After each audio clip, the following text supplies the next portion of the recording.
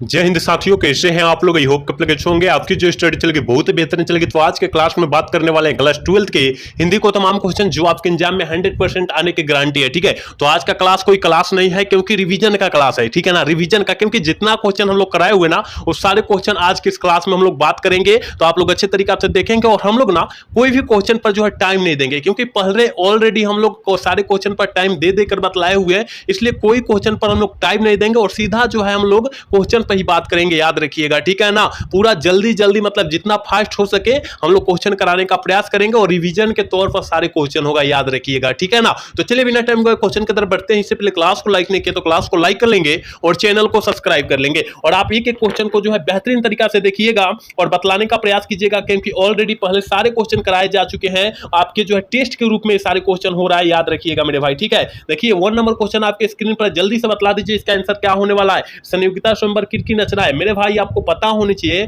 कि संयोगिता स्वयंवर जो है ये जो रचना है श्रीनिवास दास जी की है, ठीक है। लेकिन दमयंती स्वयंवर कहता तो हम लोग बालकृष्ण भट्ट मारते, याद रखिएगा, दोनों याद रखिएगा। दमयंती स्वयंवर कहता तो बालकृष्ण भट्ट मारेंगे, संयोगिता स्वयंवर का है इसलिए श्रीनिवास दास जी मारेंगे, याद रखिएगा। हम लोग कोई भी क्वेश्चन पर टाइम नहीं देंगे, सारे क्वेश्चन अच्छे तरीके से देखकर हम लोग लाहे से निकल जाएंगे। देखिए कहा जा रहा है कौन सी रचना बालकृष्ण भट्ट की है, कौन सी रचना जो है बालकृष्ण भट्ट जी की है। आप कहिएगा कि सर रेल के टिकट का खेल जो है ना ये बालकृष्ण भट्ट जी की रचना है, याद रखिएगा। दो का ऑप्शन जो हो जाएगा ना करेक्ट ये हो जाएगा, याद रखिएगा मेरे भाई। सारे क्वेश्चन को अच्छे तरीके से देखिएगा क्योंकि रिवीजन के तौर पर सारे क्वेश्चन कराया जा रहा है। कहा जा रहा है संवाद में सबसे महत्वपूर्ण क्या होता है। संवाद में सबसे महत्वपूर्ण जो होता है ना मेरे भाई वो याद रखिएगा क्या होता है, आत्मीयता होता है। क्या होता है, आत्मीयता होता है। ऑप्शन सी करेक्ट होगा, 3 का ऑप्शन सी होगा, याद रखिएगा। चलिए अगला क्वेश्चन यानी 4 नंबर क्वेश्चन में कहा जा रहा है बालकृष्ण भट्ट के पिता पेशे से क्या थे। बालकृष्ण भट्ट जी के पिता पेशे से क्या थे। आप कहिएगा कि सर व्यापारी थे, बिल्कुल ऑप्शन बी हो जाएगा। और पूछा जाएगा कि बालकृष्ण भट्ट जी के पिता का नाम क्या था, तो बेनी प्रसाद भट्ट था,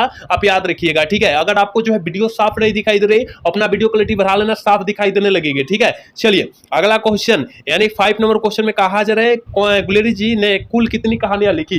गुलेरी जी ने कुल कितनी कहानियां लिखी। सुखमय जीवन, बुद्धू का काटा, उसने कहा था कितना हुआ, 3 को हुआ ना, यानी 3 कहानियां लिखे थे, याद रखिएगा। याद रखना सारे क्वेश्चन को, मैं सारे क्वेश्चन ऑलरेडी करा चुका हूं, रिवीजन के तौर पर आपका क्वेश्चन कराया जा रहा है, ठीक है ना। चलिए अगला क्वेश्चन यानी 6 नंबर क्वेश्चन में कहा जा रहा है लाहना सिंह किस पद पर था। सारे बच्चे को पता होनी चाहिए मेरे भाई कि लाहना सिंह जो था वो किस पद पर था। तो आप कहिएगा कि सर हमें पता है कि जो ओझा थे ना किस पर थे, जमादार के पद पर थे, यानी ऑप्शन करेक्ट सी हो जाएगा, 6 का ऑप्शन सी होगा, याद रखिएगा मेरे भाई। एक एक क्वेश्चन को अच्छे तरीके से आप देखिए और जहां डाउट हो रहा है वहां पूछने का भी प्रयास कीजिए आप लोग, ठीक है। लेकिन डाउट नहीं होनी चाहिए क्योंकि पहले ऑलरेडी सारे क्वेश्चन बतला चुके हैं हम, ठीक है।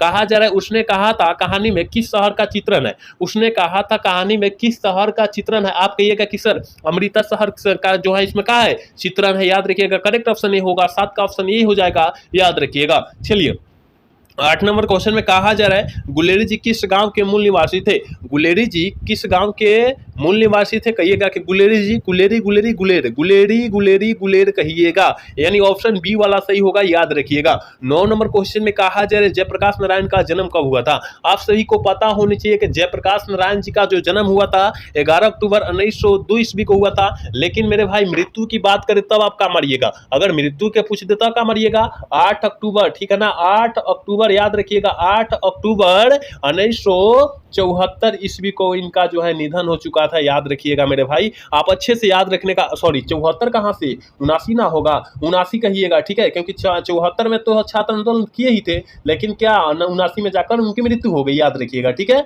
चलिए अगला क्वेश्चन कहा जा रहा है 10 नंबर क्वेश्चन में कहा जाए कि प्रजा सोशलिस्ट पार्टी का गठन कब हुआ था। प्रजालिस्ट सोशलिस्ट पार्टी का गठन जो हुआ था वो कब हुआ था, याद रखिएगा, 1952 ईस्वी। जो बच्चा ठीक करे ना बिल्कुल ऑप्शन ए होगा, याद रखिएगा मेरे भाई। सारे क्वेश्चन रिवीजन के तौर पर कराया जा रहा है, इसलिए सारे क्वेश्चन को अच्छे तरीके से देखेंगे और हम लोग कोई भी क्वेश्चन पर टाइम इसलिए नहीं दे रहे हैं क्योंकि पहले सारे क्वेश्चन पर हम टाइम ऑलरेडी दे चुके हैं और आपके बीच सारे क्वेश्चन करा चुके हैं, ठीक है। इसलिए सारे क्वेश्चन पर हम लोग टाइम नहीं दे रहे हैं, जल्दी जल्दी करके निकल जा रहे हैं। कहा जा रहा है 11 नंबर क्वेश्चन में कि जयप्रकाश नारायण के बचपन का नाम क्या था। जयप्रकाश नारायण जी के बचपन का नाम बाउल था, लेकिन बड़े होने पर इसे लोक नायक के नाम से जानने लगे भारत की जनता, याद रखिएगा, सॉरी बिहार की जनता, ठीक है ना। चलिए अगला क्वेश्चन की तरफ बात करते हैं। 12 नंबर क्वेश्चन में कहा जा रहा है कि जयप्रकाश नारायण के पिताजी का क्या नाम था। काफी ज्यादा इंपॉर्टेंट प्रश्न है, आपके एग्जाम में काफी बार आया हुआ प्रश्न है। आप कहिएगा कि सर हर्षुल दयाल था, याद रखिएगा, ऑप्शन क्या होगा, बी हो जाएगा, याद रखिएगा, 12 का ऑप्शन बी होगा, याद रखना है। चलिए 13 नंबर क्वेश्चन में कहा जा रहा है ना जयप्रकाश नारायण को किसका भाषण सुनकर अमेरिका जाने का प्रेरणा मिली? अमेरिका गए, वहां का अमेरिका का दलाल जयप्रकाश नारायण को बोलने लगे लोग, है ना, तो वह किसकी जो है भाषण सुनकर अमेरिका जाने की प्रेरणा मिली? आप कहिएगा कि सर हमें पता है स्वामी सत्यदेव की भाषण सुनकर जो है ना अमेरिका जाने की प्रेरणा मिली, यानी ऑप्शन बी हो जाएगा, याद रखिएगा। चलिए अगला क्वेश्चन, यानी 14 नंबर क्वेश्चन में कहा जा रहा है अर्धनारीश्वर निबंध के निबंधकार कौन है? अर्धनारीश्वर के निबंधकार कौन है? इस पाठ के लेखक कौन है? आप कहिएगा कि सर अर्धनारी रामधारी सिंधिनकर, अर्धनारी रामधारी सिंधिनकर, बिल्कुल ऑप्शन डी होगा, याद रखिएगा। 15 नंबर क्वेश्चन में कहा जा रहा है युद्ध और शांति की समस्या पर लिखी गई काव्य कृति है किनकी है? जल्दी से बतला दीजिए। युद्ध और समस्या, इस युद्ध और शांति पर कह रहा है, ठीक है ना, युद्ध और शांति पर कह रहा है, इसलिए आप लोग कुरुक्षेत्र मारिएगा। क्या? कुरुक्षेत्र मारिएगा। 15 का करेक्ट ऑप्शन सी कीजिएगा, याद रखना है। 16 नंबर क्वेश्चन में कहा जा रहा है दिनकर जी किस युग के कवि है? दिनकर जी किस युग के कवि माने जाते हैं? आप कहिएगा कि सर हमें पता है छायावादी युग के कवि दिनकर जी को माना जाता है, ऑप्शन करेक्ट सी होगा, याद रखना है। चलिए 17 नंबर क्वेश्चन में कहा जा रहा है कि नदी के द्वीप किनकी रचना है? नदी के द्वीप जो है किस लेखक की रचना है? आप कहिएगा कि सर नदी के द्वीप, हमें पता है कि नदी के द्वीप जो है ना, याद रखिएगा अज्ञे जी की रचना है, और अज्ञे जी का पूरा नाम जो होता है सच्चिदानंद हीरानंद वात्स्य अज्ञे होता है, याद रखिएगा। मेरे भाई सारे क्वेश्चन को अच्छे से याद रखिएगा, कोई जो है क्लास आपका जो है थोड़ा फास्ट हो रहा है क्योंकि रिवीजन के तौर पर हो रहा है, जिसके कारण थोड़ा सा क्लास फास्ट होगा, है ना, रिवीजन हो रहा है तो क्लास फास्ट होकर करेगा, तो याद रखिएगा थोड़ा क्लास फास्ट रहे, लेकिन सारे इंपोर्टेंट क्वेश्चन है, याद रखिएगा, पहले ऑलरेडी हम लोग करा चुके हैं, ठीक है। कहा जा रहा है रोज इनमें से क्या है? देखिए रोज कहानी के नायक जो है ना अज्ञे जी है, लेकिन पूछा जा रहा है रोज क्या है? कहानी है, एक प्रकार का कहानी है। रोज कहानी की नायिका कौन है? मालती है, याद रखिएगा। चलिए 19 नंबर क्वेश्चन कहा जा रहा है बचपन में खेलने के लिए सच्चिदानंद हीरानंद वात्स्य अज्ञे ने कौन सा नाटक लिखा था? और वात्स्य अज्ञे जी ने कौन सा नाटक लिखे थे? और बचपन में खेलने के लिए कहा जा रहा है बचपन, है ना, तो याद रखिएगा इंद्र सभा नाटक को लिखे हुए थे, यानी 19 का ऑप्शन करेक्ट सी होगा, याद रखिएगा।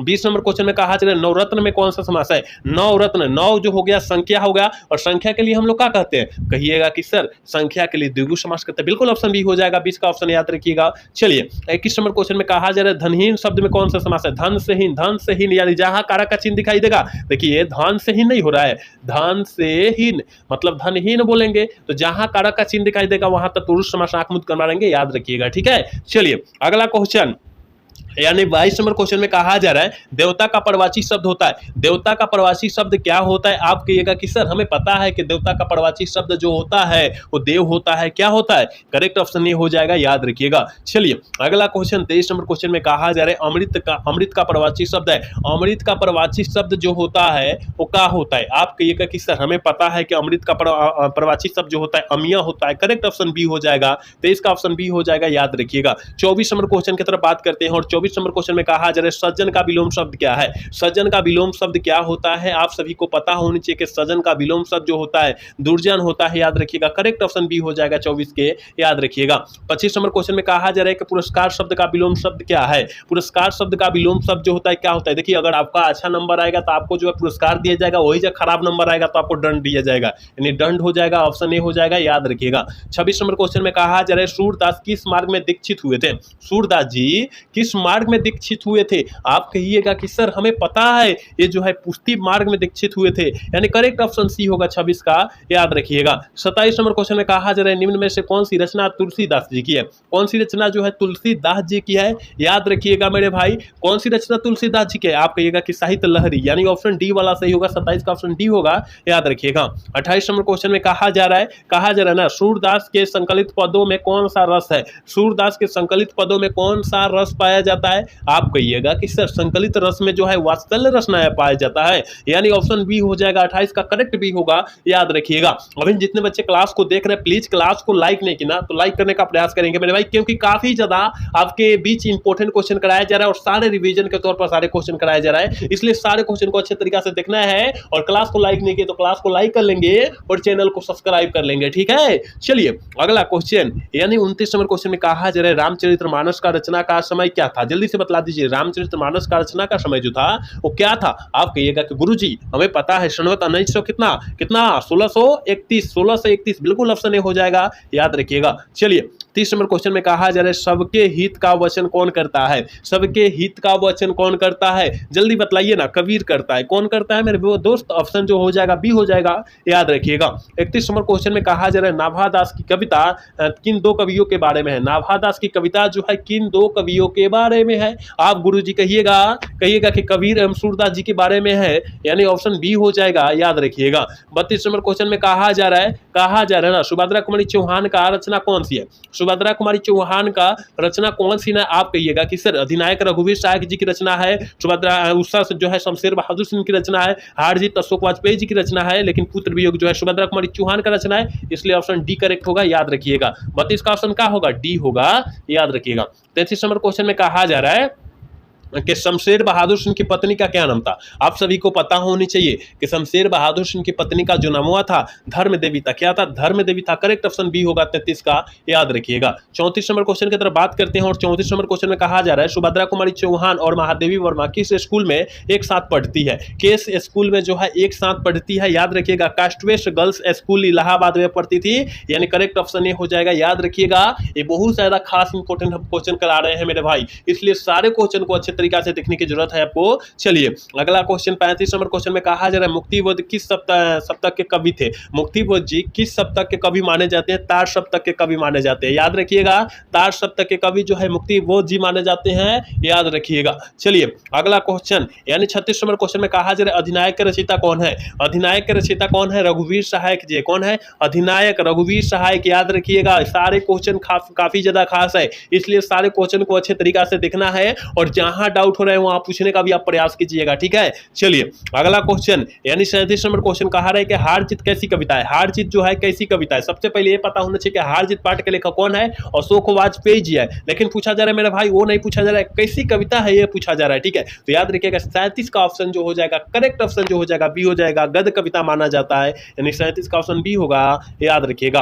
38 नंबर क्वेश्चन करें कि संघर्ष का प्रकाशन बुओल शहर से कितनी दूर से आने वाला था? कितनी दूर से आने वाला था? जल्दी से जो है 38 का ऑप्शन आप टिक आउट कीजिए, क्या हो जाएगा? तो 10 कोस दूर से आने वाला था, करेक्ट ऑप्शन ए होगा, याद रखना है आपको। चलिए अगला क्वेश्चन 39 नंबर क्वेश्चन की तरफ बात करते हैं। करक शब्द का प्रवाची शब्द है, शब्द का प्रवाची शब्द जो होता है वो क्या होता है? आप कहिएगा कि सर नाद भी होता है, निनाद भी होता है, ध्वनि भी होता है, ऑल ऑफ दीज हो जाएगा, क्या हो जाएगा? 39 का ऑल ऑफ दीज हो जाएगा, याद रखिएगा। 40 नंबर क्वेश्चन का है चाय शब्द में कौन सा लिंग है? चाय शब्द में जो है कौन सा लिंग है? चाय जो है कौन सा शब्द है? तो आप कहिएगा कि सर स्त्रीलिंग रूप है, क्या है? स्त्रीलिंग रूप है, 40 का ऑप्शन करेक्ट होगा, याद रखिएगा। चलिए अगला क्वेश्चन 41 नंबर क्वेश्चन में कहा जा रहा है कवि शब्द का स्त्रीलिंग रूप है। कवि शब्द का स्त्रीलिंग रूप जो होता है कवित्री होता है। देखिए कवित्री में हई कवित्री हो जाएगा, याद रखिएगा। ऑप्शन करेक्ट सी वाला होगा, याद रखना है। चलिए 42 नंबर क्वेश्चन में कहा जा रहा है कि नाटक के क्षेत्र में जयशंकर प्रसाद के बाद सबसे बड़ी प्रतिभा जो होते हैं कौन माने जाते हैं? सबसे बड़ी प्रतिभा जो माने जाते हैं वो मोहन राकेश जी माने जाते हैं। मोहन राकेश जी माने जाते हैं, याद रखना है मेरे भाई। ऑप्शन डी में दिया, ऑप्शन डी वाला सही होगा, क्या होगा?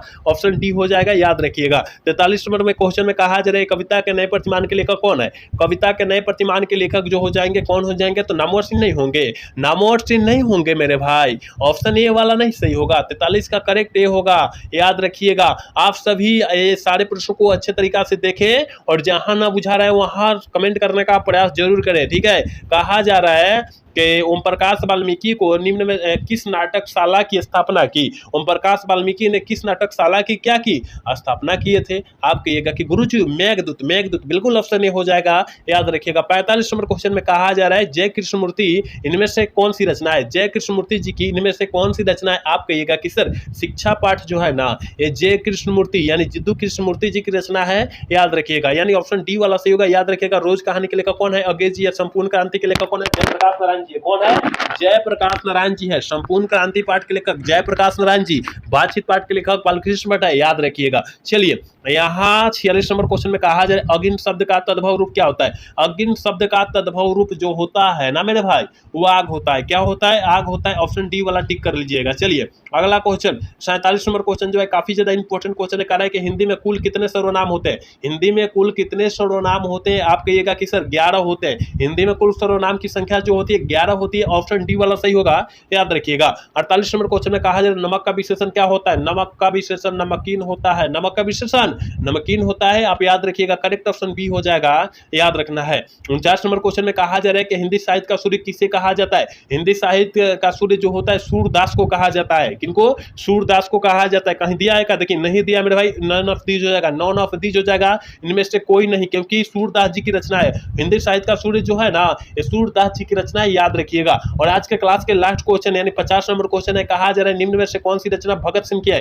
कौन सी रचना जो है भगत सिंह की है? संपूर्ण क्रांति जो है जयप्रकाश नारायण जी की रचना है, ओ सदानंद जगदीश चंद्र माथुर जी की रचना है, शिक्षा जो है जय कृष्ण मूर्ति जी की रचना है, लेकिन भगत सिंह की रचना जो है एक लेख और एक पत्र है, याद रखिएगा। ऑप्शन डी वाला सही होगा, 50 का ऑप्शन डी हो जाएगा। तो यहाँ हमने 50 क्वेश्चन रिवीजन के तौर पर क्वेश्चन कराए हैं, तो 50 क्वेश्चन को अच्छे से याद रख लीजिएगा और एक भी क्वेश्चन को छोड़ने का प्रयास मत कीजिएगा, क्योंकि जितना आपके बीच क्वेश्चन कराया गया ना, काफी ज्यादा इंपॉर्टेंट क्वेश्चन कराया गया, इसलिए सारे क्वेश्चन को अच्छे तरीके से देखने की जरूरत है और एक भी क्वेश्चन को छोड़ने का प्रयास मत कीजिएगा, ठीक है ना। तो मिलेंगे अगला सेशन में। जय हिंद, जय भारत, टाटा, बाय बाय।